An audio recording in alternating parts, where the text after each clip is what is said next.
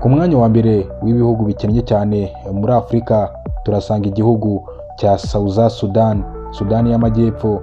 Perezida w'iki gihugu bamwita Salva Kiir Mayardit. Iki gihugu kandi ikindi wamenya ni uko byibura buri muturage wo muri Sudani y'Amajyepfo yinjiza amadolari 476, akaba ibihumbi 600 by'amanyarwanda. Iki gihugu kikaba gifite umurwa mukuru bita Juba. Abaturanyi b'iki gihugu harimo Uganda, Ethiopia na Centrafrica.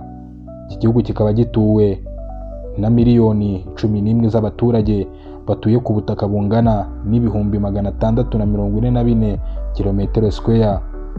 Ibi ni ibihugu 10 bitindahaye cyangwa bikennye cyane kurenza ibindi ku mugabane wa Afurika. Iki gihugu cya Sudani kandi cyabaye icya mbere, cyaje kuri uyu mwanya gisimbura igihugu cy'u Burundi cyari cyaje ku mwanya wa